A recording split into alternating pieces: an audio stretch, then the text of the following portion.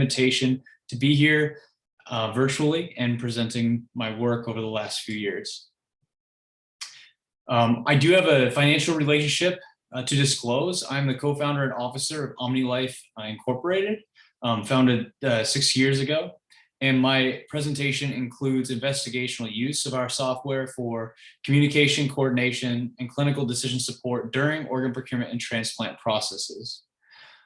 This work was funded in part by the NIH, National Library of Medicine, through the grant numbers listed, and the University of Iowa Intramural Graduate Research Fellowship for me when I began the Health Informatics PhD program at the University of Iowa. Two major problems that I'm addressing during this presentation is the efficiency of allocation and the utilization of organs brought about by broader organ sharing, numerous declined offers before acceptance on a per patient and a per organ basis, as well as numerous environmental biases, weekends effects, and other factors that go into organ decision making in the efficiency side. And then on the utilization side, there are more higher risk organs that are available coming from the new CMS directives to the OPOs. They're coming from DCD and older donors that were previously not as aggressively pursued for donation. And then also we have strict program performance metrics on behalf of the transplant centers that are well documented, and also higher costs for higher risk organs being transplanted. So there are just a lot of problems and barriers here, and I'm not going to solve all of them today in a 10-minute presentation, but I'm going to try to list out what we've been doing to kind of address those things. In the past, there are some recommendations that I think is universally accepted.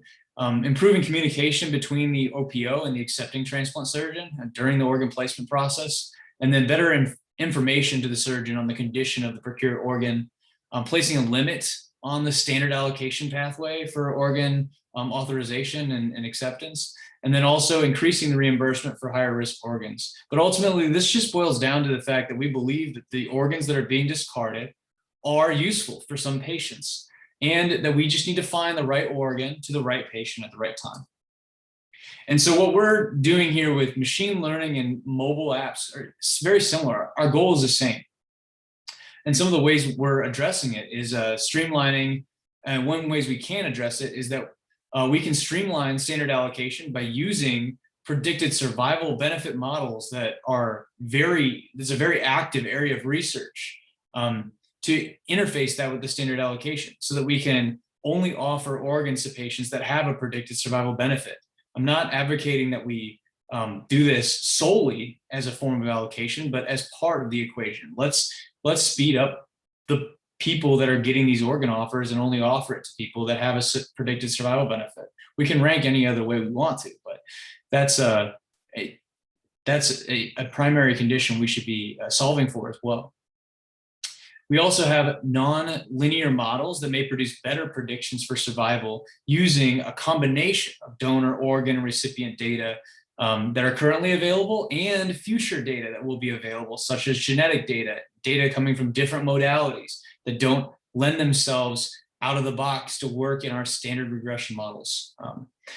We also are developing flexible mobile interfaces to provide accessibility and customized user experiences so that we can tailor our tools on a per center and per patient outcome basis rather than standard processes. This is really, again, to get to the right organ, the right patient at the right time. So we were awarded 2 phases of NIH funding through the SBIR program. The clinician-to-clinician secure mobile software, which is just secure messaging. And then the second is the clinical decision support, where we actually use models to perform real-time predictions. So in phase 1, we replaced many of the phone calls, emails, and faxes that were made by an OPO call center during the donation process between the OPO coordinator, the recovery transplant teams, and the other OPO staff members, and developed a real-time, secure, single source mobile app that was accessible and auditable so that everybody could communicate, information could be shared, alerts could be proliferated to all the teams in real time. what we found in phase 1 was that mobile apps work for communication. This is pretty straightforward because we use mobile apps for every other way of communicating in our lives. And here we've demonstrated a reduction in time from the organ offer to the acceptance, from the acceptance to transplant, the acceptance rate, and the efficiency of the process. Redundant phone calls were reduced, and an improved quality of life from the transplant professionals involved. Just having everything in one place in real time. And building off of that, our phase 2 is adding the intelligent clinical decision support to that. Now that we have the latest information in the hands of all the critical procurement and transplant team members, why don't we assist in making the decision to accept this particular organ for this particular patient using a personalized model rather than kind of the grandiose models that we have available. And this is done with providing real-time analytics during the organ offers. And I just listed a couple clinical decision support algorithms that we use, one from Michael Volk in 2015, and the other introduced by researchers at Johns Hopkins with the kidney clinical decision support model. And our hypothesis regarding the implementation of these tools is that it's going to increase efficiency of organ evaluation measured by the initial organ offer to transplant time, and then the acceptance rate of the actual organs that are accepted for transplant, and the effectiveness of the organ transplant measured by the years of predicted survival, which should come in general with the acceptance rate, and then also the increase in cohesiveness of the procurement and transplant teams measured by that relational coordination survey scores among the team members. A little bit of our workflow is the transplant center uploads the candidate information regularly into the system.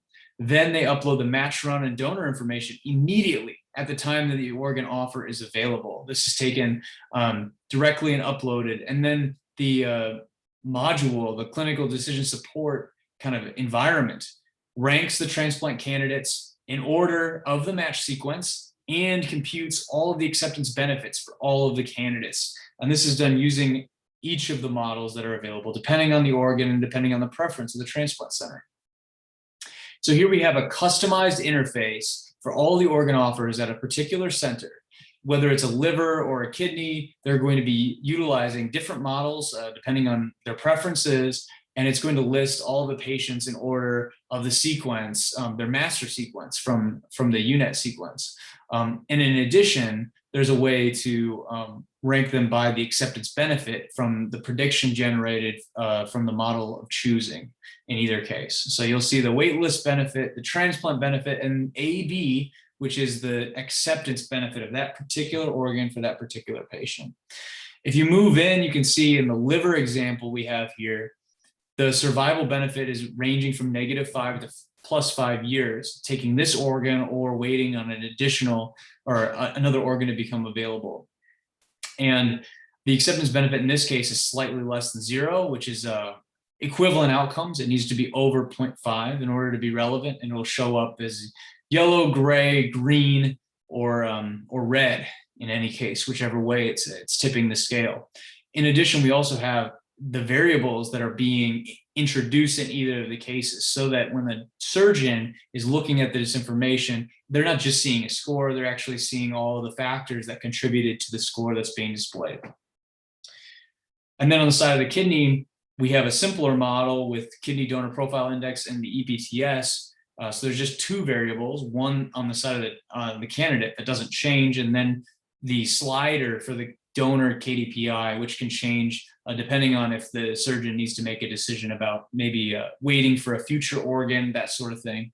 And the acceptance benefit is slightly different. This is the % chance of 5-year patient survival, the difference between waiting and receiving that transplant.